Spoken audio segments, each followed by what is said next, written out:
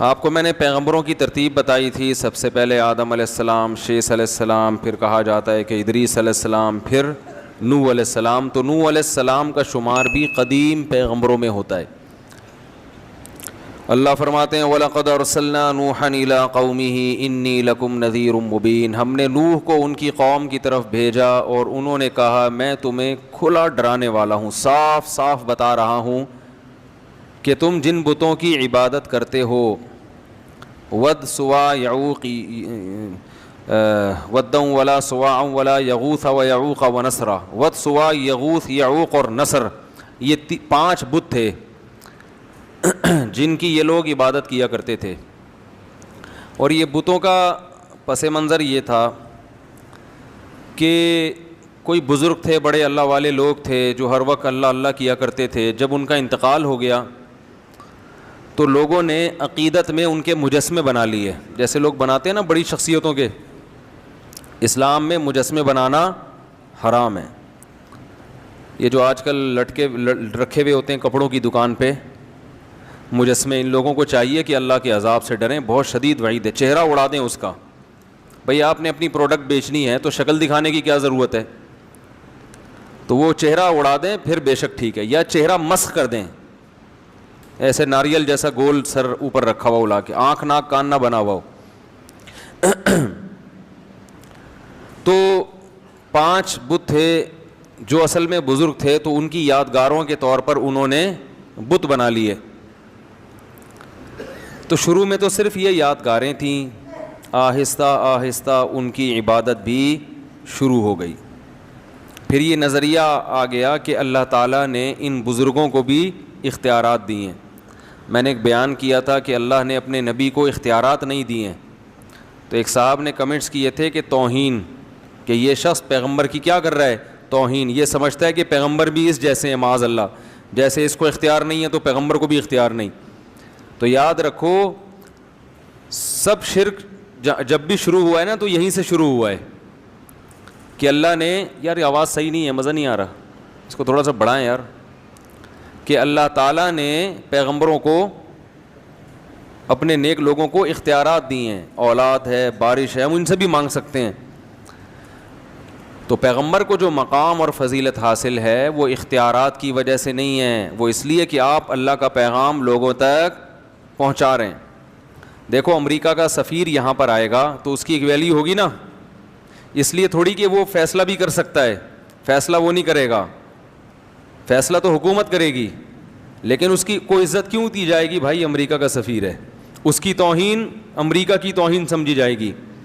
جتنا بڑا ملک ہوگا اس کے سفیر کی عزت بھی اتنی ہی زیادہ. تو اللہ سب سے بڑا ہے تو اللہ کے سفیر کی ویلیو بھی سب سے زیادہ ہے. تو اللہ تعالیٰ نے یہ مقام دیا ہے محمد صلی اللہ علیہ وسلم کو, تو انہوں نے 5 بتوں کی عبادت شروع کر دی. عبادت کا مطلب ان سے مانگنا, کہ یہ دیتے ہیں اللہ کے دینے سے دیتے ہیں. عطائی, وہ عطائی اور ذاتی کا فرق میں ڈال کے نا, کہ یہ عطائی ہے, ان کے پاس اللہ کا عطا کردہ بہت کچھ ہے, تو یہ لوگوں کو کیا کرتے ہیں, وہ دیتے ہیں لوگوں کو. تو پہلی دفعہ نوح علیہ السلام وہ پیغمبر تھے جو دنیا میں شرک کو ختم کرنے کے لیے آئے. اس سے پہلے لوگوں میں شرک نہیں تھا, بدعملی تھی, بدعملی, اس کو ٹھیک کرنے کے لیے پیغمبر آتے تھے. لیکن شرک کو ختم کرنے کے لیے جو پہلے پیغمبر دنیا میں آئے, بھائی ایک بندہ نا یہاں آ کے بیٹھ جایا کرے, دیکھتا رہے ٹوں ٹاں پی پاں, جب ہو رہا ہے اس کو سیٹنگ پہ لے آئے. تو وہ بیچارہ وہ کیمرہ بھی سنبھال رہا ہے, وہ بٹن کسی اور کے حوالے کر دے نا, اور جس کے حوالے بٹن ہو خود اس پہ بھی ایک بٹن لگا ہوا ہو اس کو سیٹ کرنے کے لیے. تو 5 جو حضرت نوح علیہ السلام آئے, اور قرآن کے مطابق 950 سال نوح علیہ السلام نے قوم کو دعوت دی. اس سے پتہ چلتا ہے کہ لوگ اپنی جو خاندانی پرمپرائیں ہیں ان کو چھوڑنے کے لیے تیار نہیں ہوتے, کہ بھئی ہمارے باپ دادا کا نظام, ہمارا کلچر اس کو قبول نہیں کرتا. ایکچولی معذرت کے ساتھ, یہ جو میں شادیوں پہ رٹے لگاتا رہتا ہوں نا, اس کو بھی پتہ ہے آپ کیوں قبول نہیں کرتے, کہ ہمارا کلچر قبول نہیں کرتا. دلائل کی دنیا میں آپ کے پاس کوئی جواب نہیں ہے. طنز بھی کرتے ہیں, سب کچھ کرتے ہیں, لیکن بس کلچر قبول نہیں کرتا. تو ساری فساد کہاں سے آتا ہے؟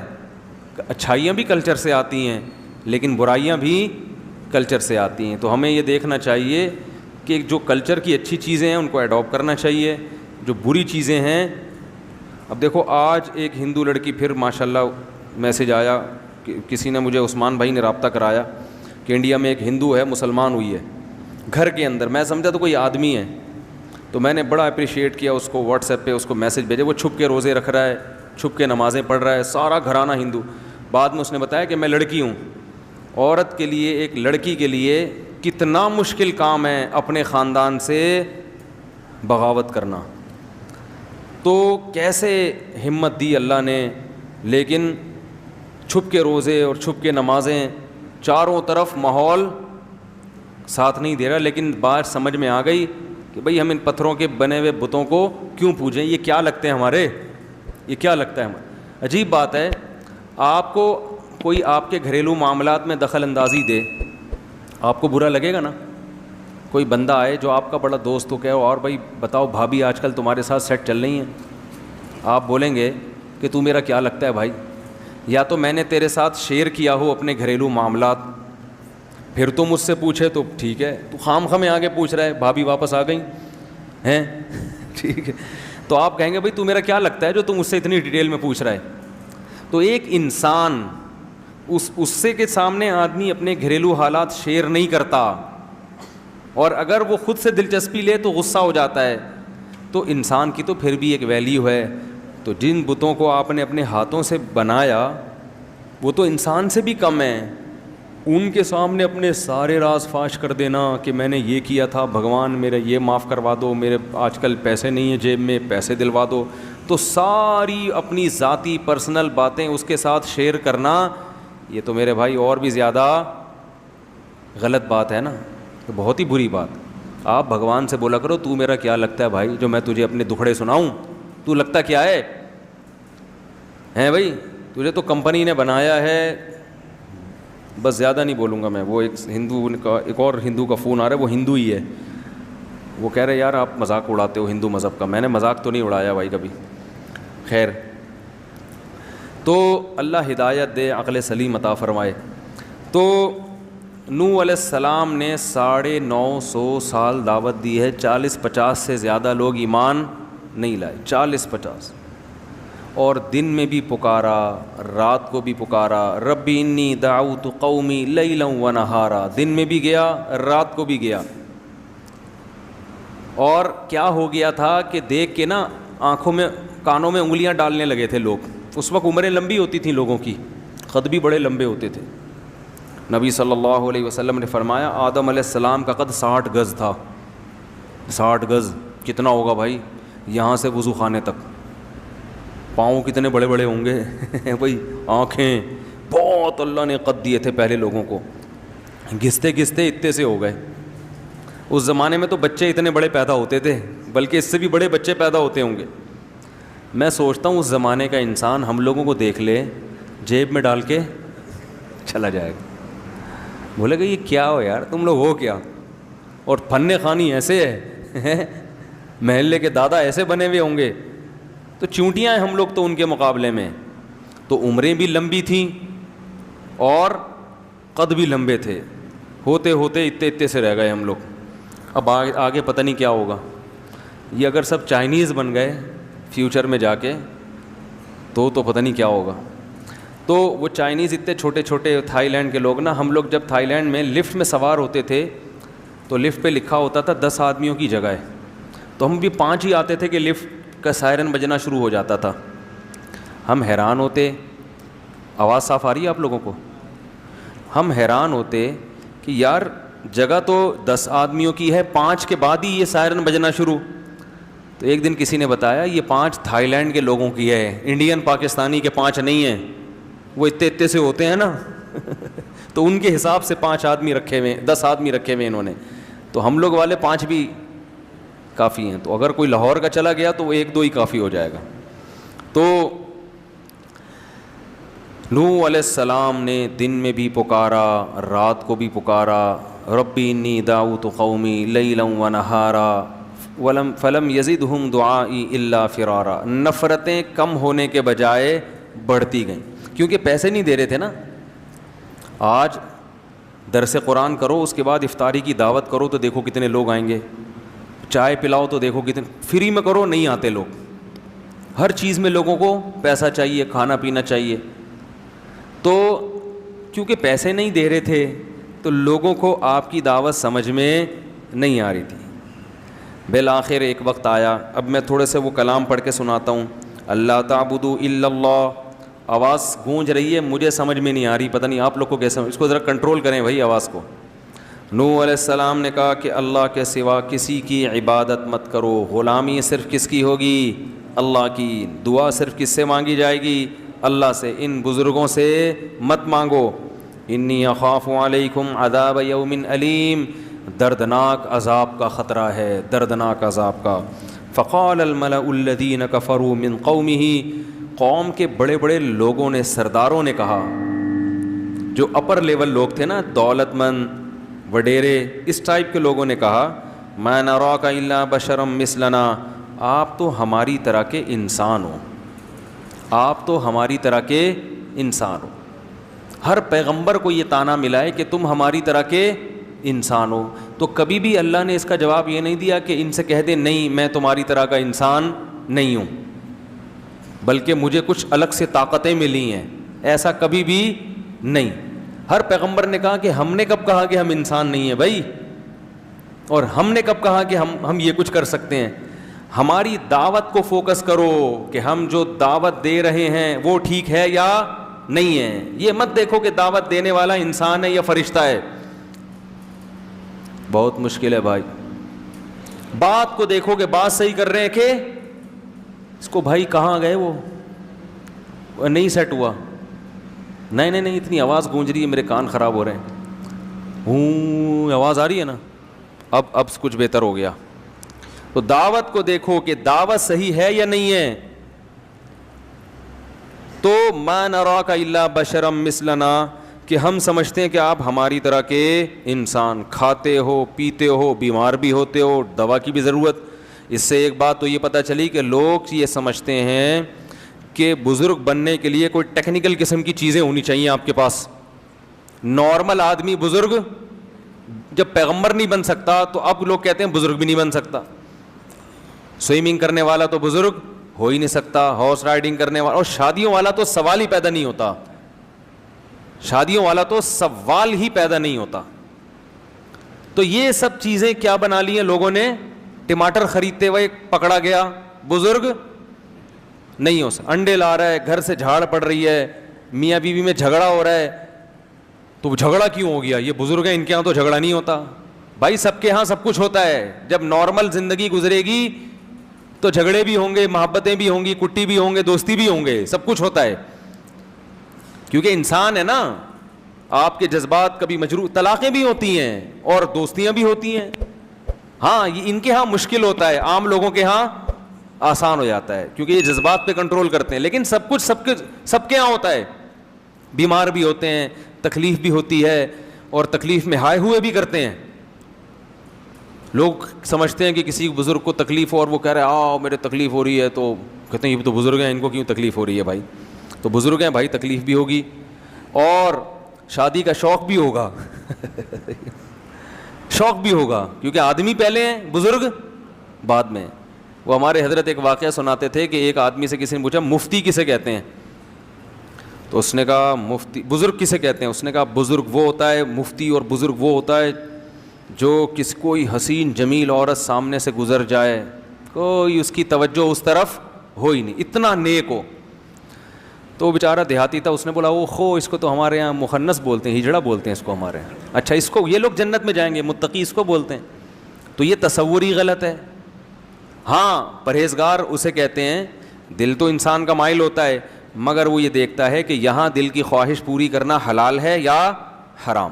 اگر حرام ہے قدم روک لے گا، اپنے نظریں جھکا لے گا، حلال ہے تو ظاہر ہے اللہ نے ایک چیز حلال قرار دی، لیکن رغبت ہی ختم ہو جائے تو یہ آدمی، متقی تو دور کی بات، یہ تو آدمی بھی اس کو تو علاج کرانے کی ضرورت ہے. یہی حال عورت میں بھی ہے. عورت چاہے کتنی پرہیزگار ہو جائے, یہ میں اس لیے بہت اہمیت سے بیان کر رہا ہوں کہ آج والدین اپنی بچیوں کی احتیاط نہیں کرتے. وہ کہتے ہیں ہماری بچی تو بہت نیک ہے, لہذا اگر اس کا کوئی بوائے فرینڈ ہے یا اسکول میں یہ کو ایجوکیشن میں پڑھ رہی ہے یا اسے کوئی جوان قاری صاحب آ کے پڑھا کے چلے جاتے ہیں, ہمیں اپنے بچوں پہ پورا اعتماد ہے. ارے ہے تو لڑکی نا, وہ کوئی اور جنس تو نہیں بن گئی نا. اگر وہ لڑکی ہے, عورت ہے, تو اس کی مردوں کی طرف اٹریکشن ہوگی. کوئی بھی ہینڈسم اس کو نظر آئے گا, کوئی کسی کے بھی اسٹائل اچھے لگیں گے تو اس کی طبیعت اس کی طرف مائل ہوگی. اس کا تعلق نیک یا برے ہونے سے نہیں ہے, اس کا تعلق مرد اور عورت ہونے سے ہے. تو لہذا شریعت نے کیا کہا؟ نظر کی حفاظت. تبھی میں لوگوں کو بتاتا ہوں, کسی خاتون کو کسی عالم کا بیان سننے سے فتنہ پیدا ہو رہا ہے, بجائے اصلاح کے اس کی طرف طبیعت مائل ہو رہی ہے, عشق پیدا ہو رہا ہے, فوراً اس کے بیانات بند کر دے. یہ شیطان ہے جو دین کے لیبل سے کیا کر رہا ہے؟ گمراہ کر رہا ہے. فوراً اس کے بیانات سننا بند کر دے, کیونکہ وہ عشق پیدا ہوگا اور یہ عشق فائدے کے بجائے کیا پہنچائے گا؟ نقصان. پھر سننا درست نہیں ہے. ہمارے حضرت کے پاس ایک خاتون کا فون ہے, قاری صاحب تھے پنجاب کے, بڑی خوبصورت آواز تھی ان کی, لوگ تقریر سنتے تھے. تو ایک خاتون جو تھی ان کی آواز پہ لٹو ہو گئیں. آڈیو کیسٹیں ہوتی تھیں اس وقت, ویڈیو ہوتی بھی نہیں تھی. اب وہ خاتون تھیں, وہ نے حضرت کو فون کیا, میں پورا دن پوری رات انہی کے بیان سنتی رہتی ہوں میرے, اور وہ ظاہر ہے فیلنگ کچھ پیدا ہونا شروع ہو گئی. حضرت نے فرمایا آپ کے لیے ان کے بیان سننا جائز, کیونکہ معاملہ کسی اور طرف جا رہا ہے. تو مرد ہو یا عورت ہو بھائی, وہ ان کی جنس تھوڑی تبدیل ہوگی, تو اس لیے اپنی بچیوں کو بوائے فرینڈ سے بچائیں, ٹھیک ہے نا, لڑکوں کے ساتھ میل جول سے بچائیں. ہم نے بڑی بڑی نیک لڑکیاں بگڑتے ہوئے دیکھی ہیں, گھروں سے بھاگتے ہوئے دیکھی ہیں. ماں باپ اعتماد کرتے ہیں ہماری بچی ہمارا خون کبھی دھوکہ نہیں دے سکتا. او بھائی وہ کیوں نہیں دے سکتا دھوکہ یار, جب اس پہ عشق چڑھے گا, آپ پہ چڑھ جائے تو پھر آپ اپنے میاں کو دھوکہ دے کے بھاگ جاؤ گی. ہاں یہ عشق ایسی خطرناک چیز ہے. تو بچی پہ, وہ تو جوان ہے, اس پہ تو عشق چڑھنے کا زیادہ خطرہ ہے اور وہ گھر سے بھاگنے کا خطرہ ہے. تو اپنے آپ کو بھی خود بچائیں ان فتنوں سے, اور اپنے گھر کی مستورات کو بھی بچائیں, ان کی خود نگرانی کریں. واٹس ایپ, فیس بک, ان کے جہاں فائدے ہیں وہاں نقصانات بھی بہت ہیں. نقصانات کی فہرست اگر ہم بیان کرنا شروع کریں تو آپ کانوں کو پکڑ لیں گے, ایسے ایسے گھر تباہ ہوئے ہیں ان چیزوں سے. تو ان کو کنٹرول میں رکھنا ضروری ہے. جوان بیٹی کو موبائل لے کے دینے کی ضرورت نہیں ہے, اور اگر دیا ہے کسی ضرورت سے تو اس کو چھپ کے بات نہ کرنے دیں. اسے بولیں بیٹا جب گھر میں موجود ہیں سب, تو نمبر سب کے سیو ہونے چاہیے, ان نون کال آپ کو ریسیو کرنے کی اجازت بولو نا بھائی نہیں ہے. یہ بچیوں کو بتا دیا جائے, سب کے نمبر سیو کر لو, اور خام خمیں ایسا موقع دینا جس سے بدگمانی ہو, یہ درست نہیں ہے. تو یہ سب نگرانی ہوگی تو صالح معاشرہ وجود میں آئے گا. بے لگام چھوڑ دیا کہ ہم سب نیک ہیں, تو شیطان کس لیے بنا ہے بھائی؟ ہیں سارے ہی نیک ہو تو جہنم میں کون جائے گا؟ ہیں ویسے ہی 4 آدمی, چلیں چھوڑیں وہ پھر زیادہ ہو جائے گا. تو نوح علیہ الصلاۃ والسلام نے سمجھایا تو قوم کیا کہتی ہے؟ ما نراک. ہاں تو میں بتا رہا تھا پیغمبر بھی بشر ہوتے تھے. مالی ھذا الرسول یاکل الطعام ویمشی فی الاسواق. نبی کو پتہ ہے کیا تانے دیتے تھے مشرکین؟ یہ کیسا, یہ تو سید الانبیاء ہے, یہ تو تمام پیغمبروں کا سردار ہے. یاکل الطعام, یہ تو کھانا بھی کھاتا ہے. ویمشی فی الاسواق, یہ تو بازار میں خریداری بھی کرتے ہیں. یہ سید الانبیاء, یہ کائنات کے سردار, یہ تو بازار میں, ان کو تو بھائی اللہ تو ان سے راضی ہے, ان کو تو گھر میں آلو پیاز ٹماٹر اور یہ ساری چیزیں گھر میں پہنچنی چاہیے نا. یہ تو اللہ سے دعا مانگے ایک دم سب کچھ آ جائے گھر میں. یہ پیغمبر ہو کے بازار میں خریداری کر رہے ہیں. لولا انزل الیہ کنز, آسمان سے خزانے کیوں نہیں اترتے ان کے اوپر؟ فرعون نے کیا تانا دیا موسیٰ علیہ السلام کو کہ میرے پاس دنیا کی ہر نعمت ہے, یہ تو غریب ہے, مسکین ہے, طاقت تو میرے پاس ہے, اگر اللہ ان سے خوش ہے تو پاور مجھے کیوں دی, ان کو کیوں نہیں دے دی اللہ نے؟ نہیں آ رہی بات. فرعون پتہ کیا کہتا تھا؟ میرے اوپر خزانے نازل ہوئے ہیں یا ان کے اوپر؟ ام انا خیر من ھذا الذی ھو مہین. جو اس قوم میں معاذ اللہ سب سے کمتر آدمی ہے, معاذ اللہ, وہ بہتر ہے یا میں بہتر ہوں؟ فلولا القی علیہ اسورۃ من ذہب، سونے کے کنگن کیوں نہیں ہے موسیٰ کے ہاتھ میں؟ یہ غریب کیوں ہیں؟ یہ غریب کیوں ہیں؟ اگر اللہ ان سے خوش ہے تو یہ اللہ سے دعا مانگے سارے خزانے ان کے پاس آ جائیں، خزانے میرے پاس اور یہ غریب۔ تو ہمیشہ پیغمبروں کو الزام کیا لگا ہے؟ یہ ہماری طرح کے انسان، بلکہ بعض لوگوں نے الزام لگایا معاذ اللہ یہ ہم سے بھی بدتر ہیں، معاذ اللہ۔ تو اللہ کی نظر میں نبوت یا ولایت یا بزرگی کا یہ معیار نہیں ہے۔ بزرگ بیمار بھی ہوتے ہیں، ان کو کھانسی بھی ہوتی ہے، کولیسٹرول بھی آ سکتا ہے، کولیسٹرول کم بھی ہو سکتا ہے، ہارٹ اٹیک بھی ہو سکتا ہے، وہ ڈر بھی جاتے ہیں بعض دفعہ چیزیں دیکھ کے۔ موسیٰ علیہ السلام کلیم اللہ سانپ دے کے بھاگ گئے تھے، لاٹھی کو پھینکا سانپ بنی، قرآن کہہ رہا ہے موسیٰ علیہ السلام بھاگے، وَلَمْ يُعَقِّبْ، اور پیچھے مڑ کے نہیں دیکھا۔ اللہ نے کہا اے موسیٰ اقبل، واپس پلٹو، واپس، وَلَا تَخَفْ، ڈرو نہیں، ڈرو نہیں، ٹھیک ہے نا، کچھ نہیں کہے گا، پکڑ لو اس سانپ کو، سنعیدھا سیرتھا الاولی، دوبارہ اسی کنڈیشن پہ لوٹا دیں گے۔ تو سانپ سے ڈر جس کو نہیں لگ رہا، تو یہ نہیں کہ بزرگ ہے وہ کہتا ہے میں اللہ کے علاوہ کسی سے نہیں ڈرتا، میں سانپ وانپ سے نہیں ڈرتا۔ جو کہتے ہیں نا کہ جو اللہ سے ڈرتا ہے وہ کسی سے نہیں ڈرتا، اس کا ایک الگ مطلب ہے، اس کا یہ مطلب نہیں ہے کہ ظاہری لحاظ سے کسی سے ڈرتا ہی نہیں ہے۔ ایک دفعہ کسی نے مجھے کہا یار وہ نماز پڑھ رہے تھے، بم پھٹا، وہ بھاگ گئے، ایک صاحب جو ہے نا، یہ تو ان کی نمازوں کا حال ہے۔ تو میں نے کہا بہت اچھا کیا بم پھٹا، بھاگ گئے، ورنہ خود پھٹ جاتے تھوڑی دیر میں۔ ایک دفعہ کسی نے بتایا کہ وہ کوئی بیان ہو رہا تھا، کہیں زلزلہ آیا تو وہ لوگ بیٹھے رہے، ڈرے نہیں۔ میں نے کہا بہت بڑے حماقت کی ہے ان لوگوں نے جو ڈرے نہیں۔ ان کو چاہیے ذرا سی زمین ہلے تو فوراً، اللہ نہ کرے یہاں اگر ذرا سی بھی زمین ہل گئی، دروازہ کھولنا بھائی ہے، سب سے پہلے میں بھاگوں گا انشاءاللہ، کیونکہ میں اتنا بڑا بیوقوف نہیں ہوں کہ میں چھت گرنے کا انتظار کروں۔ آپ کہہ سکتے ہیں تو اللہ سے نہیں ڈر رہے، مخلوق سے ڈر رہے ہیں۔ بھائی یہ بھی چھت بھی کون گرائے گا؟ اللہ ہی گرائے گا نا، صحیح ہے نا؟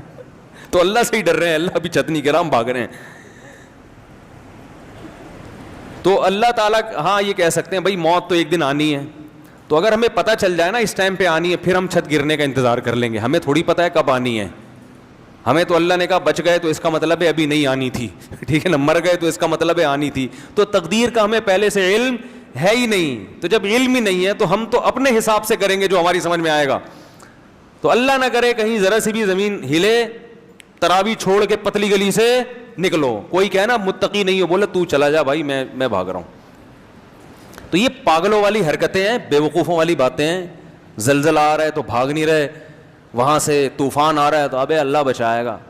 ہم جب چھوٹے بچے تھے تو سمندری طوفان کا خطرہ تھا کراچی میں، یہ بہت پرانی بات ہے، میری عمر اس وقت 8 سال ہوگی، اور اس وقت جون جولائی کے روزے ہوتے تھے، والدہ نے ہمیں سحری کے لیے اٹھایا، اٹھتے تو تھے سحری میں، کبھی آدھا روزہ رکھتے تھے کبھی پورا رکھتے تھے۔ تو وہ اٹھایا تو پتہ چلا کہ کراچی میں طوفان آ رہا ہے، پولیس موبائلیں جو ہے نا وہ اسپیکر لے کے گھوم رہی تھیں، مائک لے کے کہ علاقہ خالی کرو۔ تو ہم جہاں پہلے رہا کرتے تھے وہ کچھ نسبتاً سمندر کے قریب تھا وہ ایریا، تو میں نے دیکھا جو نمازی پرہیزگار تھے وہ نہیں گئے، وہ دعائیں کر رہے ہیں، انہوں نے کہا اللہ بچائے گا۔ تو اللہ تو بچائے گا، آپ دعائیں بھی کرو، گاڑی میں بھی دعائیں ہو سکتی ہیں، بس میں بھی ہو سکتی ہیں دعائیں، بھاگو بھی اور ساتھ ساتھ دعائیں بھی کرو۔ وہ تو اللہ کا ویسے ہی فضل ہو گیا کہ وہ کہیں اور چلا گیا طوفان، کراچی بچ گیا، لیکن یہ پرلے درجے کی حماقت۔ کہیں سمندری طوفان کا خطرہ ہو، جتنی پتلی گلیاں ہیں، صحیح ہے نا، بھاگو۔ ہاں بچے چھوڑ کے نہ بھاگو، بیوی بچے، وہ بھی ہماری طرح کے انسان ہیں، تو پہلے ان کو بس میں بٹھاؤ، اس موقع پر توکل کیا جائے گا کہ یار پہلے ان کی جان بچانے کی فکر کرو، پھر اپنی۔ اس دوران اگر شہید مر گئے تو شہادت کا اجر ملے گا کہ دیکھو اپنے بچوں کی خاطر اس نے جان دے دی۔ ایسا نہ بھاگو کہ ان کو چھوڑا اور نکل لیے، پہلے ان کو سیف سائڈ، پھر خود نکلو وہاں سے، لیکن نکلو ضرور۔ تو یہ بزرگی کی، تقوی کی جو عجیب سی ہم لوگوں نے، وہ ملا نصیر الدین کے واقعات بڑے مشہور ہیں نا، وہ بڑے ہوشیار آدمی تھے۔ ایک دن ایک آدمی جو تھا وہ بارش میں چھتری لے کے جا رہا تھا، ملا نے کہا بتاؤ، ملا نصیر نے کہا بتاؤ بارش اللہ کی نعمت ہے یا نہیں؟ اس نے کہا ہے۔ اس نے کہا اس اللہ کی نعمت سے جان چھڑا رہے ہو یار تم، ہیں جگہ جگہ قرآن میں اللہ نے کہا ہے کہ یہ بارش کیا ہے؟ اللہ کی نعمت، اللہ نعمت دے رہا ہے اور تم اپنے آپ کو بچا رہے ہو۔ بیچارہ شرمندہ ہوا، چھتری ہٹا دی اس نے، تھا تو مسلمان، اب بھیگتا ہوا جا رہا ہے، ٹٹرتا ہوا نا، بخار ہو گیا۔ اگلے دن پھر بارش ہوئی تو ملا صاحب چھتری لے کے جا رہے ہیں. اس نے بولا یہ تو اللہ کی رحمت ہے, بچ کیوں رہے ہو؟ اس نے کہا میں گناہ گار, اللہ کی اس رحمت کو اپنے پاؤں سے روندوں یہ مجھ سے برداشت نہیں ہوتا, یہ پانی میرے پاؤں کے نیچے آ کے گرے ہیں, میں گناہ گار, ایسا گناہ گار, میں اس نعمت کا مستحق کہاں اس نعمت, ایسے کر کے 1.5 ہوشیاری. تو یہ جو استثناء کے تقوی کی ترغیب دیتے ہیں نا آپ کو, یہ خود بڑے 1.5 ہوشیار ہوتے ہیں, ٹھیک ہے نا. جیسے ہی زلزلہ آئے گا سب سے پہلے یہ فرار ہوں گے. تو اللہ نہ کرے کہیں زلزلہ آئے, ذرا سا بھی جھٹکا ہو, فوراً لازم ہے گھر سے باہر نکل کے گلی میں آ جاؤ, اس میں فنٹر گیری, وہاں کھڑے ہو کر دعائیں مانگو, چلتے ہوئے بھی ذکر کرو, اور بچوں کو بھی نکالو اپنے, اور اس میں بہت احتیاط کی ضرورت ہے ان چیزوں میں. خیر, نبی نے فرمایا جب نماز پڑھ رہے ہو اور سانپ نظر آئے تو آپ نے فرمایا نماز چھوڑ کے پہلے کیا کرو, سانپ کو مارو. ایسا بھی ہوتا ہے نماز پڑھ رہے ہیں گاؤں دیہات میں نا, بڑے خوش سانپ نظر آیا, اب وہ سانپ سب کے تقوی کا امتحان لے رہا ہوتا ہے. وہ سانپ جو ہے نا تقوی کا کیا لے رہا ہوتا ہے, دیکھوں کون نماز توڑتا ہے, کیونکہ وہ سمجھتے ہیں کہ جو توڑے گا وہ تقوی کے خلاف. تو توڑ دو بھائی, نماز کے دوران کوئی بیمار ہو کے گر جائے تو نماز توڑ کے اس کو اٹھا کے فوراً ہاسپٹل لے کے جاؤ. تو یہ بھی ہونا چاہیے کہ فوراً نماز توڑ کے بھائی اس کو ہاسپٹل لے کے جاؤ. کوئی بھی مسئلہ ہو, نماز کے دوران کوئی دہشت گردی کا خطرہ ہو, خدا نخواستہ کوئی آپ کو مشکوک آدمی نظر آیا, نماز توڑ کے فوراً اس کو پکڑو پہلے جا کے. سمجھ رہے ہیں, امام کو نظر آیا کوئی مشکوک آدمی محراب میں, بالفرض امام کو چاہیے فوراً پتلی گلی سے نکل جائے. تو یہ سب چیزیں ہمارے دین اور مذہب کا حصہ ہیں, ایسی احتیاطی تدابیر اختیار کرنا. اچھا میرے بھائی, تو وہ کیا کہنے لگے, ہماری طرح کے انسان ہیں, اور وَمَا نَرَاكَ اتَّبَعَكَ إِلَّا الَّذِينَ هُمْ أَرَاذِلُنَا بَادِيَ الرَّأْيِ. دوسری بات یہ, آپ کو جو فالو کرنے والے لوگ ہیں نا وہ بھی قوم کے پست ترین لوگ ہیں, غریب لوگ. جیسے میں نے اس دن بیان میں بتایا تھا نا تفصیل سے کہ زیادہ تر دین کی دعوت کو کون لبیک کہتا ہے, غریب مسکین زیادہ ہمیشہ پہل وہی کرتے ہیں. تو آپ کے پاس جو بیٹھنے والے لوگ ہیں وہ کیا ہیں, غریب مسکین. دوسری جگہ انہوں نے کہا ان کو ہٹاؤ تو پھر ہم آئیں گے. تو نوح علیہ السلام نے کہا یا قوم ارأیتم ان کنت علی بینۃ من ربی, بتاؤ میں اپنے رب کی طرف سے مضبوط دلیل پر ہوں, میں جو باتیں کرتا ہوں ان باتوں پہ بتاؤ کہ اعتراض ہے یا نہیں ہے, وہ دلیل کے لحاظ سے درست ہیں یا نہیں. یہ کہ میں بھی کھاتا ہوں, میں بھی پیتا ہوں, میں بھی بیمار ہوتا ہوں اور یہ غریب لوگ میرے پاس, یہ کوئی دلیل نہیں ہے. انلزمکموہا وانتم لہا کارہون ویا قوم لا اسألکم علیہ مالا, اے میری قوم میں اس تبلیغ پر تم سے پیسے نہیں لے رہا. پوری قوم کی مخالفت مول لے کر 900 سال ہو گئے مخالفت کی ہے, تو یہ بھی تو میرے برحق ہونے کی علامت ہے. مجھے کیا مل رہا ہے اس سے, 900 سال کا عرصہ ہو گیا اور میں تم سے کوئی اجر نہیں لے رہا, پوری قوم سے میں نے ٹکر لی ہوئی ہے. وما انا بطارد الذین آمنوا, رہا یہ مسئلہ کہ ان غریبوں کو اپنی مجلس سے نکال دوں, تو ما انا بطارد, یہ میرے لیے ممکن نہیں ہے, یہ نہیں ہو سکتا. چاہے سارے کافر ہو کے مر جاؤ, جو ایمان لانے والا ہے اس کو میں اپنی مجلس سے نکال دوں غریب یا مسکین ہونے کی بیس پہ, یہ میرے لیے ممکن نہیں ہے. انہم ملاقو ربہم, یہ بھی کل اپنے رب سے ملاقات کریں گے. ان کے اعمال کا بھی ان کو بدلہ دیا جائے گا, تمہارے اعمال کا بھی تم کو بدلہ دیا جائے گا. اللہ کی نظر میں امیر اور غریب کا فرق نہیں ہے. اور آگے کہنے لگے من ینصرنی من اللہ ان طردتہم, اگر میں نے ان کو دھتکار دیا, مجلس سے منع کر دیا, تو بتاؤ تم اللہ کے عذاب سے مجھے بچا سکتے ہو؟ پھر اگر گارنٹی دو, ٹھیک ہے نا, پھر میں اللہ سے پوچھوں گا کہ یہ بچا سکتے ہیں, تو اللہ بتائے گا ہاں بچا سکتے ہیں, تو ٹھیک ہے. کون بچائے گا بھائی مجھے؟ رہا یہ مسئلہ کہ میں تمہاری طرح کا انسان ہوں, تم یہ کہتے ہو, تو میں نے کب دعویٰ کیا ہے کہ میں تم سے ہٹ کر کوئی انسان ہوں؟ میں نے یہ دعویٰ, بولو بھائی, کیا ہی نہیں ہے. ولا اقول لکم عندی خزائن اللہ, میں یہ دعویٰ نہیں کرتا کہ میرے پاس اللہ کے خزانے ہیں, نہیں ہے میرے پاس خزانے. ولا اعلم الغیب, اور نہ میں غیب کی خبریں جانتا ہوں. ولا اقول انی ملک, نہ میں نے یہ دعویٰ کیا کہ میں فرشتہ ہوں. ولا اقول للذین تزدری اعینکم لن یؤتیہم اللہ خیرا, اور جن لوگوں کو تم ذلیل سمجھ رہے ہو, ان غریبوں کو, ان کے بارے میں کبھی یہ دعویٰ ہی نہیں کرتا کہ اللہ ان کو جنت میں داخل نہیں کرے گا, یا یہ واقعی ذلیل لوگ ہیں, یہ تو تمہاری رائے ہے, میں اس رائے سے متفق نہیں ہوں. تو میں جو دعویٰ کر رہا ہوں نا اس پہ کوئی اعتراض کرو. جو دعوے میں نے کیے ہی نہیں ہیں وہ میرے مقابلے میں کیوں پیش کر رہے ہو بھائی؟ قالوا یا نوح قد جادلتنا. 950 سال جب اس اکھاڑ پچھاڑ میں گزرے ہیں نا, ہر وقت یہی باتیں, وہ یہ کہہ رہے ہیں, وہ یہ کہہ رہے ہیں, وہ یہ کہہ رہے ہیں. 950 سال جب گزر گئے تو قوم کہنے لگی قد جادلتنا فاکثرت جدالنا, اے نوح ہمارا تیرا جھگڑا بہت لمبا ہو گیا ہے اور یہ بہت طول پکڑ گیا ہے, اب اس کو ختم کر دینا چاہیے, اس جھگڑے کو, اب اس جھگڑے کو ختم کر دینا چاہیے. کیسے؟ فاتنا بما تعیدنا ان کنت من الصادقین. جس عذاب کا تو وعدہ کرتا ہے نا, اب وہ عذاب لے آ. ہم تو ایمان لانے والے نہیں ہیں, تو اپنی دعوت میں لگا رہے گا, ہم انکار کرتے رہیں گے. یعنی گویا بزبان حال یہ کہنا چاہ رہے ہیں کہ آپ کا بھی ٹائم ویسٹ ہو رہا ہے اور ہمارا بھی ٹائم ویسٹ. خام خواہ کی جنگ ہے جس کا نہ کوئی سر نہ کوئی پیر. تو اب ایسا کرو کہ آر یا پار, اگر تو عذاب لے آ تو سچا, تو نہیں لا سکا تو اس کا مطلب معاذ اللہ تو جھوٹا ہے. نوح علیہ السلام نے کیا کہا؟ انما یاتیکم بہ اللہ ان شاء. دیکھو اللہ اگر چاہے گا تو عذاب بھی آ جائے گا. وما انتم بمعجزین, لیکن جب آئے گا تو تم اللہ کو ہرا نہیں سکو گے. ولا ينفعکم نصحی ان اردت ان انصح لکم. اور افسوس کے ساتھ کہنے لگے میں نے تمہاری خیر خواہی چاہی تھی مگر تم اپنی خیر خواہی کو پسند نہیں کر رہے. ان کان اللہ یرید ان یغویکم, اللہ نہیں اگر تمہیں ہلاک کرنے کا ارادہ کر لیا ہے تو میں بھلا کیا کر سکتا ہوں. وأوحی الی نوح, اللہ فرماتے ہیں اس کے بعد ہم نے نوح علیہ السلام کو وحی کی کہ انہ لن یؤمن من قومک الا من قد آمن. اے نوح جتنے لوگ ایمان لا چکے ہیں نا, اس سے زیادہ مزید کوئی آدمی ایمان نہیں لائے گا. دیکھو عذاب ٹلا ہوا تھا اس لیے کہ اللہ کو پتا تھا کچھ لوگ اور بھی ہیں جو ایمان لائیں گے, ان کے ایمان لانے کا انتظار ہو رہا تھا. جب آخری شخص ایمان لایا ہے تو اللہ کے علم میں تھا کہ اب کوئی ایمان نہیں لائے گا.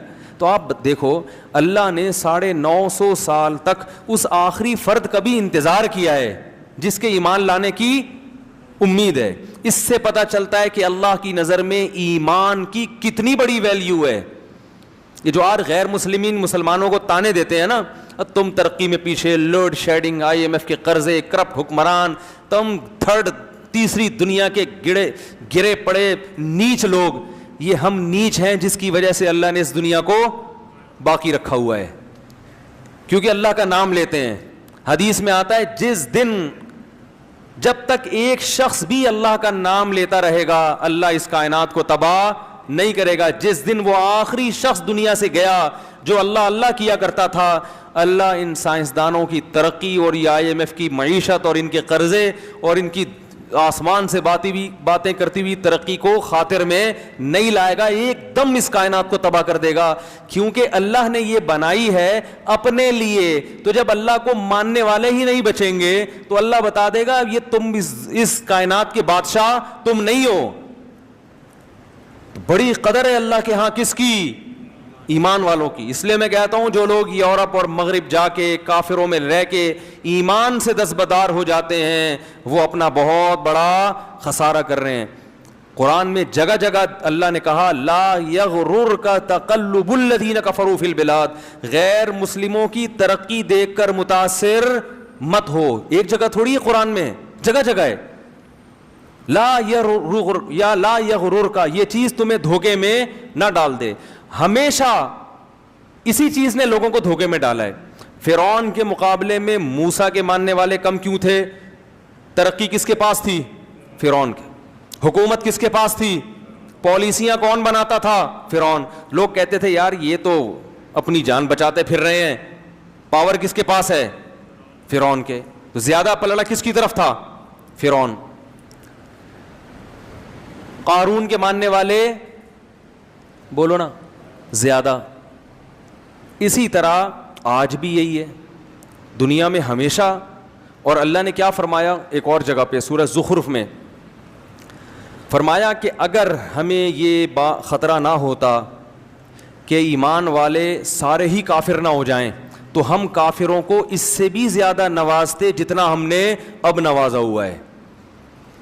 وَلَوْلَا أَن يَكُونَ النَّاسُ أُمَّةً وَاحِدَةً سورہ زخرف دیکھیں کہ اگر یہ خطرہ نہ ہوتا کہ یہ جتنے مسلمان ہیں نا سارے کافر ہو جائیں گے, یعنی بڑی آزمائش میں پڑ جائیں گے, تو پھر ہم کیا کرتے؟ لَجَعَلْنَا لِمَن يَكْفُرُ بِالرَّحْمَٰنِ, جو لوگ رحمان کا انکار کرتے ہیں, اللہ کو نہیں مانتے, اللہ کی نہیں مانتے, تو ہم کیا کرتے؟ لِبُيُوتِهِمْ سُقُفًا مِّن فِضَّةٍ, ان کے گھروں کی چھتیں چاندی کی ہوتی. لِبُيُوتِهِمْ سُقُفًا مِّن فِضَّةٍ وَمَعَارِجَ عَلَيْهَا يَظْهَرُونَ, ان کے گھروں کی سیڑھیاں چاندی کی ہوتی.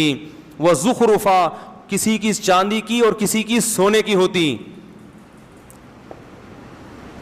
اور کیا؟ لِبُيُوتِهِمْ سُقُفًا مِّن فِضَّةٍ وَمَعَارِجَ عَلَيْهَا يَظْهَرُونَ وَلِبُيُوتِهِمْ أَبْوَابًا, ان کے گھروں کے دروازے سونے اور چاندی کے ہوتے. اتنی دولت دیتے, مگر پھر آزمائش مسلمانوں کے لیے, اور پھر تو اور نیک لوگوں کو تانے ملتے, ابے تمہارے پاس ہے کیا, ابے تمہارے تو پلاسٹک کے لوٹے تمہارے ٹوٹے ہوئے ہوتے ہیں, تمہارے یہاں تو پانی کا انتظام نہیں ہے. اگر یہ اسلام برحق دین ہوتا تو مسلمان اتنا دنیا میں پٹتے کیوں, ساری ترقی تو وہ لے گئے, تم کیا کر رہے ہو. اتنے تانے ملتے کہ یہ جو تھوڑے بہت لوڈ شیڈنگ کے ستائے ہوئے لوگ اور کرپٹ حکمرانوں کے ستائے ہوئے لوگ, یہ اور زیادہ ایمان سے دور ہو جاتے. تو اللہ کرواتے ہیں کہ ابھی اتنا نہیں دیا جتنا ہم دینا چاہتے تھے. وجہ کیا ہے؟ کہ ان کے لیے آخرت میں کچھ بھی نہیں ہے, کیونکہ اللہ کو نہیں مانتے. آخرت میں کچھ نہیں ہے ان کے لیے. اس کی مثال بالکل ایسے ہے کہ ایک باپ کے دو بیٹے ہوں, ایک فرما بردار اور ایک نافرمان. باپ کی اربوں خربوں کی جائیداد ہے, اربوں خربوں کی جائیداد ہے باپ کی, لیکن باپ کیا کر رہا ہے کہ ایک بیٹا جو نہیں مانتا اس کو پیسے دیتا ہے جیب خرچی, اور جو بیٹا مان کے چلتا ہے اس کو زیادہ لفٹ نہیں کراتا, اس کو صرف گٹکے کے 5 روپے 20 روپے یہ پکڑا دیا, سگریٹ اور رکشے کا کرایہ دے دیا, اس سے زیادہ نہیں. اب کوئی محلے والا آئے بولے یار یہ آپ کی مانتا نہیں ہے, اس کو تو آپ جیب خرچی دے رہے ہو, اور وہ کچھ بھی نہیں مانتا, وہ آپ کی اتنی فرما برداری کرتا ہے. تو باپ جواب میں کہتا ہے بھائی پوری پراپرٹی اس کے نام کر چکا ہوں میں, اس کے لیے کچھ بھی نہیں چھوڑا, تو بس اس کو تھوڑا بہت دے رہا ہوں میں. اس کو اس لیے نہیں دے رہا کہ میرے مرنے کے بعد ساری پراپرٹی کس کی ہے, اس کی ہے, اس کو تو آگ کر چکا ہوں میں. تو اللہ تعالیٰ نے جو اللہ کو نہیں مانتے آخرت سے ان کو آگ کر دیا ہے, کچھ نہیں ملے گا. مثل الذین کفروا بربہم, جو لوگ اپنے رب کا انکار کرتے ہیں, اعمالہم کرماد, ان کے عمل کی مثال راکھ کے ڈھیر کی طرح ہے, راکھ کا پہاڑ. بجری کی ریت تھوڑی سی بھی ہونا وزن ہوگا, اور راکھ کا پورا پہاڑ ہو پھونک مارو اڑ جائے گا. تو دیکھنے میں بہت ہے, وزن میں زیرو. تو غیر مسلم کا عمل یا اس کی اچھائی دیکھنے میں بہت اچھی ہوتی ہے, اتنے ٹرسٹ چلا رہے ہیں, کتنے اچھے اخلاق سے بات کرتے ہیں, ہر بات سے پہلے بھی تھینک یو اور بات کے آخر میں بھی تھینک یو, ایکسکیوز کیے بغیر کوئی بات کرتے نہیں ہیں, پلیز کے بغیر بات کرنے کا رواج ہے ہی نہیں. ہمارے ہاں بات کے سے پہلے بھی احتیاطاً گالی اور درمیان میں بھی گالی, اور بات ختم کرنے کے بعد ایک ٹھڈا اور اس کے بعد احتیاطاً ایک گالی. اگر کوئی بڑا آفیسر بات کر رہا ہو نا, پولیس والا بات کر رہا ہو, یہی ہوتا ہے نا. تو کتنے اچھے اخلاق, تھینک یو, اور ہر بات میں میں تھوڑا سا باہر بھی سفر ہوا نا, واقعی اخلاق کم از کم بات کرنے کی تمیز ہے, اور ہمارے یہاں پبلک کو بات کرنے کی تمیز نہیں. ایئر لائن میں پتہ چل جاتا ہے, جہازوں میں سفر کرو نا, کسی غیر مسلم ملک کا جہاز ہوگا, عجیب ہی ہے, بٹن دباؤ سارے کام ہو رہے ہیں. اپنے ملک کے جہاز میں بیٹھو, بٹن دباؤ کوئی بندہ ہی نہیں آتا, آئے گا تو بھول جائے گا. میں نے بٹن دبایا, پانی منگوایا, میں نے لیا بھائی پانی, کہہ رہا اچھا, پھر آیا ہی نہیں. کراچی جب میں اترنے لگا اس نے کہا مجھے یاد ہے آپ نے پانی منگوایا تھا, میں ذرا بھول گیا. ہم نے کہا کوئی بات نہیں, کیا بگاڑ سکتے ہیں بھائی, کیا بگاڑ سکتے ہیں. تو لیکن اللہ کیا کہہ رہا ہے, اعمالہم کرماد, راکھ کے ڈھیر, کیونکہ ایک جرم اتنا بڑا انہوں نے کر لیا کہ اس جرم کا وزن ان کی نیکیوں کو کھا جائے گا. جیسے گھر میں بچے ہوں, بیٹا باپ کی نافرمانی کرتا ہو, مانتا نہیں ہو, لیکن مانتا ہو کہ ابا بہرحال میرا یہی ہے. دوسرا بیٹا بڑا فرما بردار ہے, لیکن جب اس سے پوچھو کہ ابا کی ماننی چاہیے کہ ماننی تو نہیں چاہیے, میں تو ویسے ہی مان رہا ہوں, یہ ابا میرا ہے, پہلے تو ڈی این اے سے ثابت تو کرو میرا ابا بھی ہے. تو وہ نافرمان سے ابا پھر بھی محبت کرے گا, اور جو ابا کے ابا ہونے کا انکار کر دے اس کو کہے گا بھائی تو بہت اچھا ہوگا گھر سے باہر, یہاں نہیں ہے تو جا کسی اور سے مانگ جا کے, باپ تو مانو نا مجھے پہلے. تو اللہ کہتے ہیں مجھے تو مانتے ہی نہیں ہیں, ان کی اسمبلیوں میں میرا نام نہیں لیا جاتا کہ اللہ کی کیا قانون ہے, اور نہ یہ مانتے ہیں کہ میں بنانے والا ہوں, اور اگر کوئی مانتا ہے کہ بنانے والا تو پھر میری کچھ ماننے کے لیے تیار نہیں. مسلمان کم از کم گناہ کرتا بھی ہے تو اس کے سامنے روتا بھی تو ہے نا کہ غلطی ہو گئی معاف کر دے, یہ تو روتے بھی نہیں ہیں, روتے بھی نہیں, اکڑتے ہیں, بحث کرتے ہیں. اس لیے ایمان سب سے بڑی نعمت ہے. تو 950 سال اللہ انتظار کرتے رہے کہ کسی ایک کافر کے دل میں بھی ذرا سی لچک ہے, اللہ کو پتا تھا یہ آئے گا آئے گا, آ گیا. جب وہ آخری شخص آیا ہے اللہ نے کہا اب کوئی مزید نہیں آئے گا. اب ان کو زندہ رکھنے کا نقصان یہ ہے وَلَا يَلِدُ إِلَّا فَاجِرًا كَفَّارًا, یہ ایسی اولادیں پیدا کریں گی جو جہنم کی آگ کا ایندھن بنیں گی. ایسی اولادیں پیدا کرنے کے لیے ان کو دنیا میں چھوڑنا یہ انسانیت پہ رحم نہیں ہے. ان کی اولادیں بھی ایسے ہی نکلیں گی. تو کیسا اللہ نے ایمان کی قدر کی, اور یہی نبی صلی اللہ علیہ وسلم کو بھی حکم دیا. جب مشرکین نے کچھ صحابہ کو لے جا کے قتل کر دیا نا, آپ صلی اللہ علیہ وسلم بہت غضبناک ہوئے, اور کچھ قبیلوں کے لیے آپ صلی اللہ علیہ وسلم بد دعائیں مانگنے لگے, فجر کی نماز میں قنوت نازلہ پڑھنے لگے. تو اللہ نے قرآن میں آیت نازل کی لیس لک من الامر شیء او یتوب علیہم او یعذبہم, اے نبی آپ ان کے لیے بد دعا نہ کریں کیونکہ ان میں کچھ ایسے لوگ ہیں جن کو توبہ کی توفیق ملنے والی ہے. کچھ ایسے ہیں جن کو توبہ کی توفیق اللہ کے علم میں ہے کہ وہ ایمان قبول کر لیں گے. تو اللہ نبی کی بد دعاؤں کو ان کی طرف پھیرنا نہیں چاہتے. ابو سفیان مسلمان ہو گئے تھے, ابو جہل کے بیٹے اکرمہ, نبی تو سب کے لیے بد دعا کر رہے تھے نا جب بہت ستایا تھا انہوں نے, اور فرمایا کچھ ایسے ہیں جو ایمان قبول نہیں کریں گے تو اللہ ان کو خود عذاب دے دے گا. لیکن اس کے چکر میں ان لوگوں کو بھی بد دعائیں لگ رہی ہیں جن کی قسمت میں ایمان لکھا ہوا ہے. تو ایمان اتنی بڑی نعمت ہے, اتنی بڑی نعمت. تو 40 45 یا 50 لوگ ایمان لائے, اور جب وہ آخری شخص ایمان لایا ہے اللہ نے کہا اے نوح اب یہ لوگ ایمان نہیں لائیں گے. لن یؤمن من قومک الا من قد آمن فلا تبتئس بما كانوا يفعلون. اب کروں کیا ہے اللہ میں؟ نوح علیہ السلام کو اللہ نے حکم دیا, پیغمبر کو خود نہیں پتا ہوتا کہ اب ہوگا کیا, ہر چیز اللہ سے پوچھ رہے ہیں, غیب کا علم نہیں ہوتا. اللہ نے کہا وصنع الفلک, کشتی بنا. صناعت عمل کا لفظ نہیں ہے, صنعت کہتے ہیں بڑی محنت سے کاریگری سے کوئی چیز بنانا. کشتی بنا بِأَعْيُنِنَا, ہماری نظروں کے سامنے, ہماری آنکھوں کے سامنے, یعنی بالکل ہماری نگرانی میں ہم بتائیں گے کون سا پھٹا کہاں جوڑنا, کیونکہ نوح علیہ السلام کو کشتی بنانا تھوڑی جانتے تھے. ہم بتائیں گے کون سی کیل کہاں ٹھوکنی ہے, کتنا بڑا پھٹا لانا ہے, اس کا سائز کتنا ہوگا, کیونکہ ہمیں پتا ہے کہ کیسا پانی آنے والا ہے. وَوَحْيِنَا وَلَا تُخَاطِبْنِي فِي الَّذِينَ ظَلَمُوا, اور اب ان ظالموں کے بارے میں مجھ سے کلام بھی مت کرنا. ایسا نہ ہو کہ آپ کو ان پہ ترس آنا شروع ہو جائے اور آپ کہیں کہ اللہ مزید مہلت دے دو. آپ کو اب ان کے حق میں دعا کرنے کی اجازت نہیں ہے.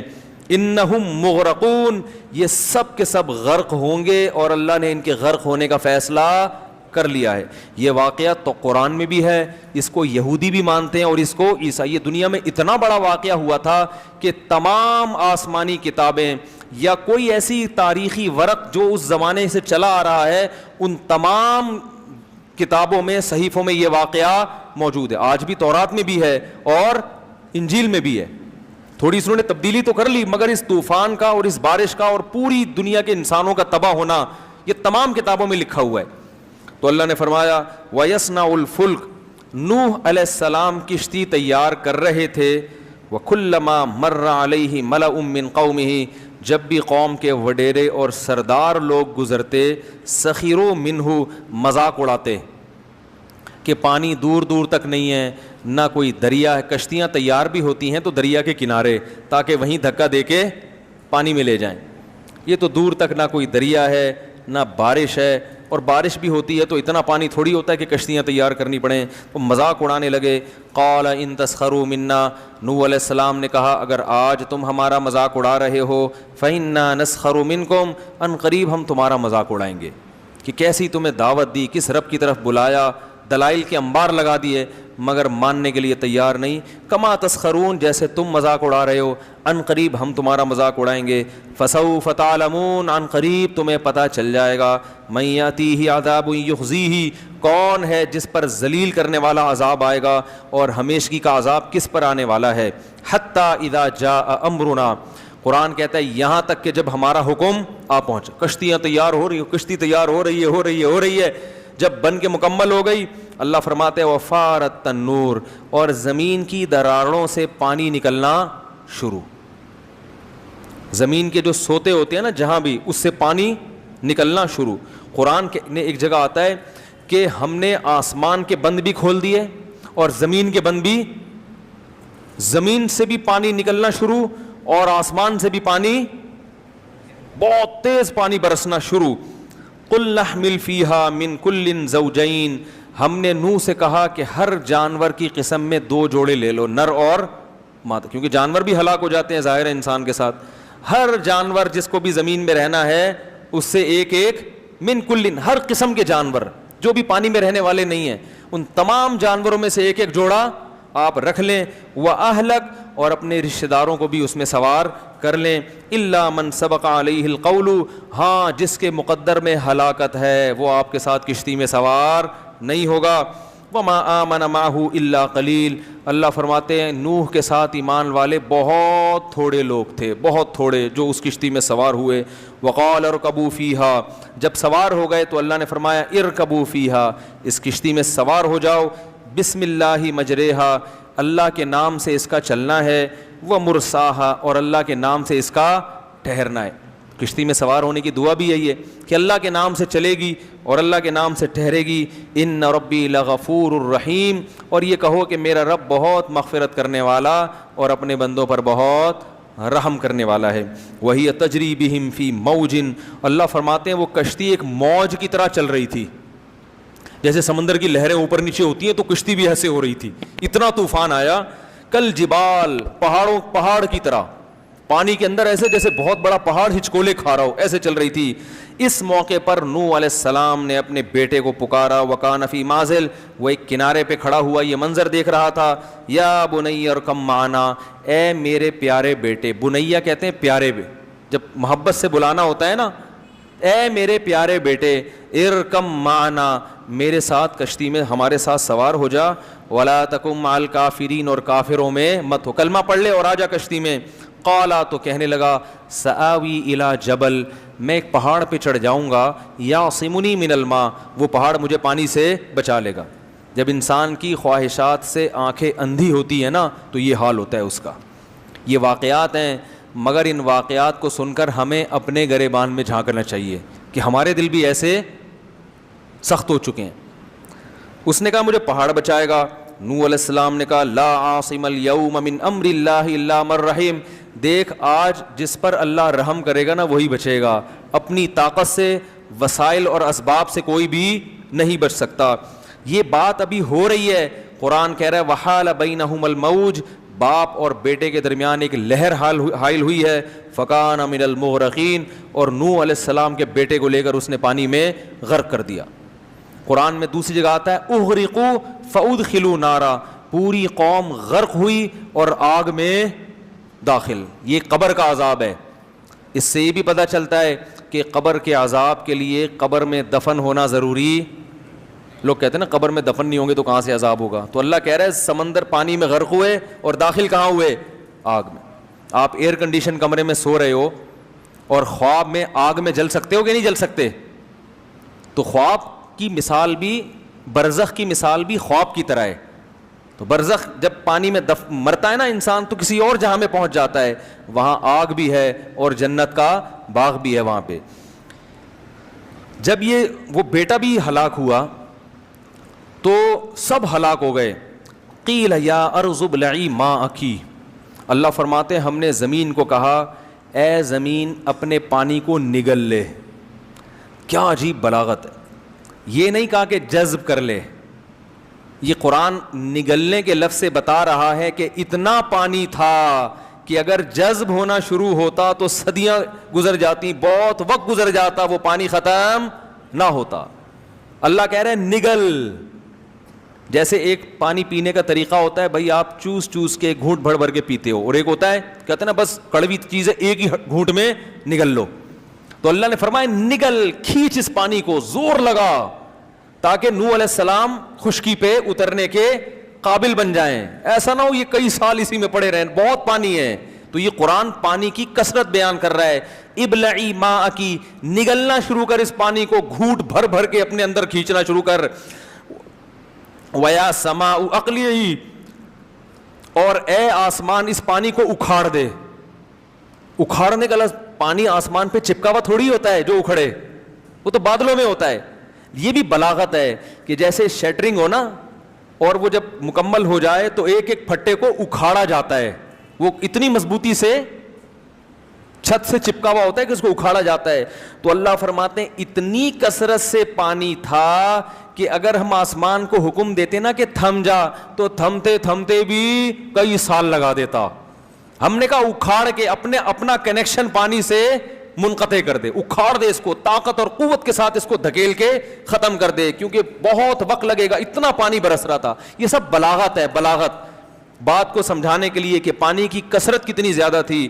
وَيَا سَمَاءُ وَأَقْلِعِي وَغِيضَ الْمَاءُ, اللہ فرماتے ہیں اس طرح سے ہم نے پانی کو خشک کر دیا. وَقُضِيَ الْأَمْرُ, اور جو کام اللہ نے جس کا فیصلہ کیا تھا وہ فیصلہ اللہ نے چکا دیا. وَاسْتَوَتْ عَلَى الْجُودِي, اور جودی ایک پہاڑ تھا جہاں نوح علیہ السلام کی کشتی ٹھہر گئی.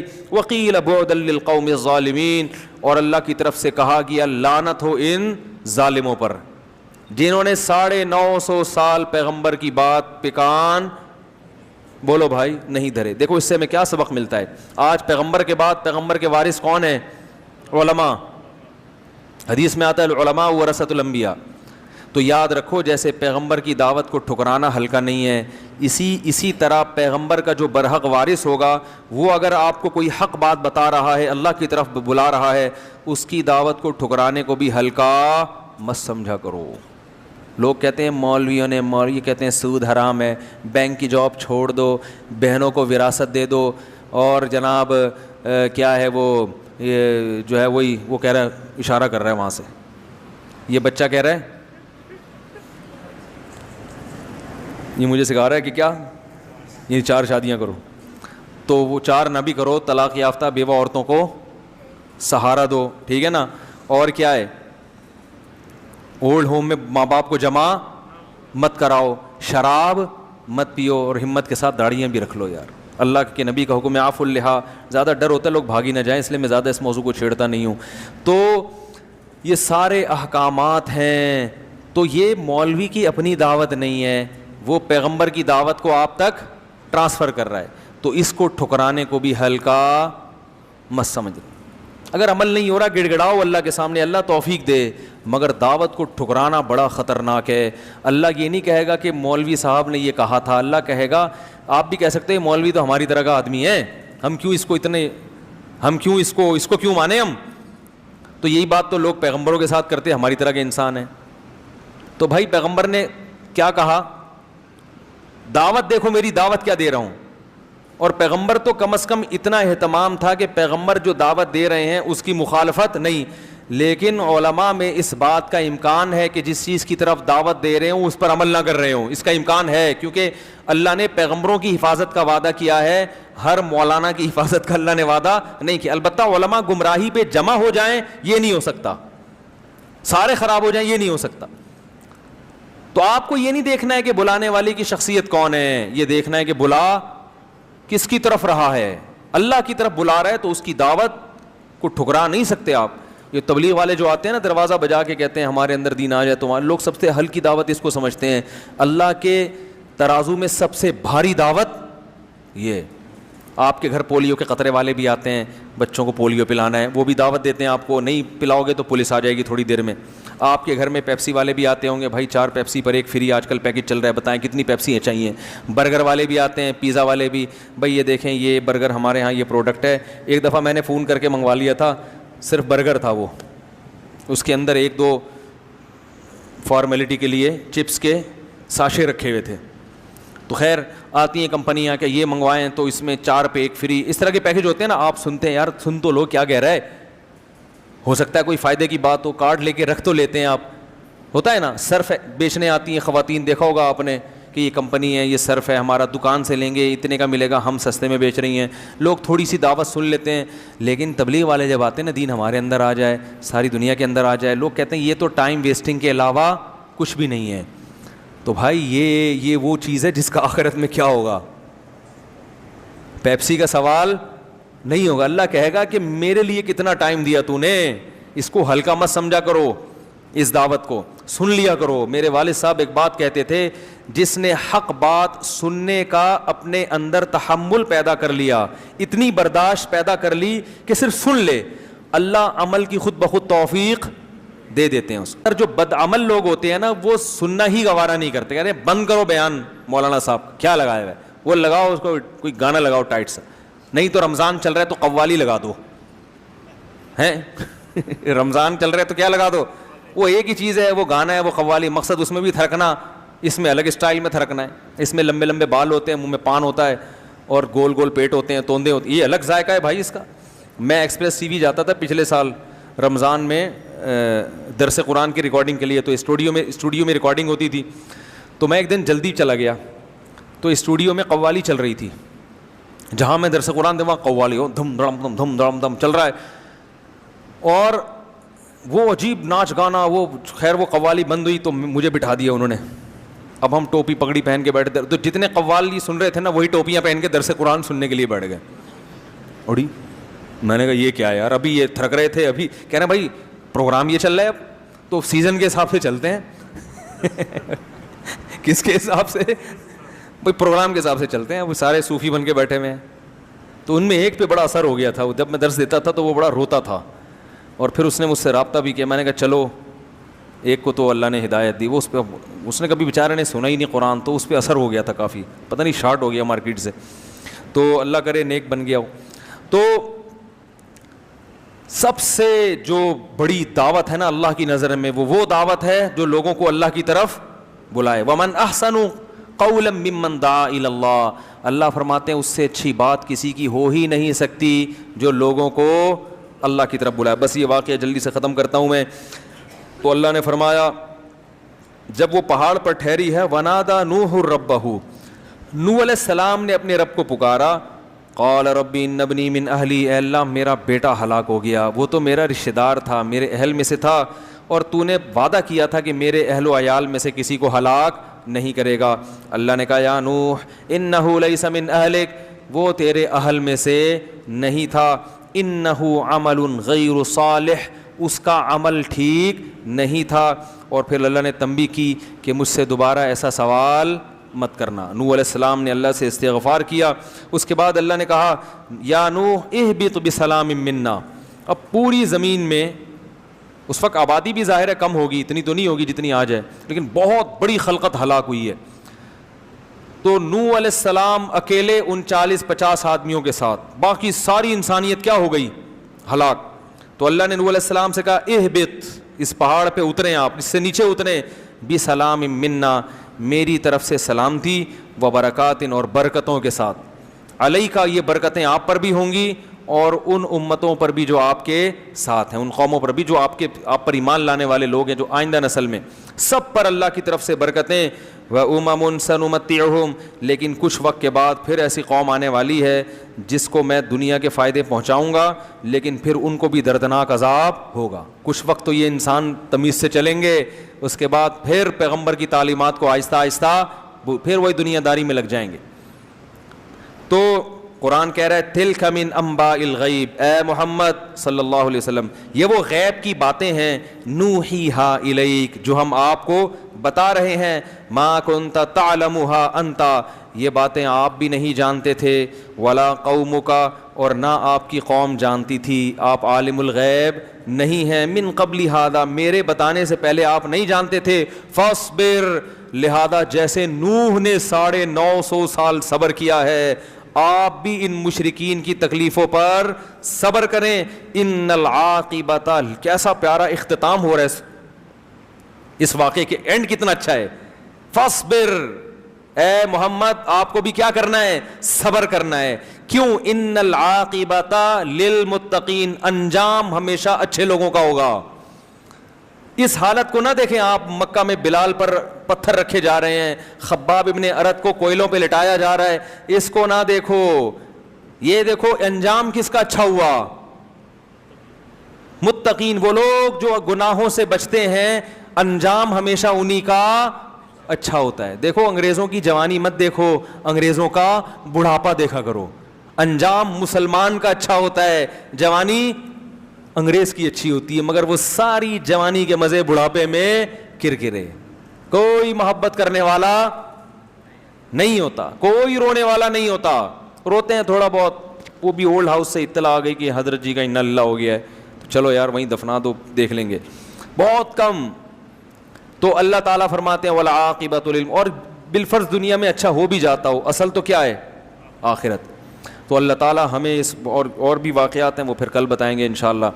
تو نوح علیہ الصلاۃ والسلام کے بعد پھر انہی کے آگے اولادوں میں چل کے قوم عاد پیدا ہوئی ہے، پھر وہ تباہ ہوئی ہے. پھر اس کے بعد قوم ثمود پیدا ہوئی ہے، پھر وہ بھی تباہ ہوئی ہے. پھر ابراہیم علیہ السلام کی قوم کو اللہ نے تباہ نہیں کیا، بلکہ خود ابراہیم علیہ السلام ہجرت کر کے کسی اور جگہ چلے گئے، پھر ان کو اللہ نے اولادیں دیں. پھر آگے ان کی اولاد میں یعقوب علیہ السلام، یوسف علیہ السلام، موسیٰ علیہ السلام آئے. پھر موسیٰ علیہ السلام کے بعد کی جو تاریخ ہے وہ بہت زیادہ محفوظ ہے، کیونکہ وہ موسیٰ علیہ السلام کے فالوورز یہودی کہلاتے ہیں، اور عیسیٰ علیہ السلام کے ماننے والے عیسائی، اور محمد صلی اللہ علیہ وسلم کے ماننے والے.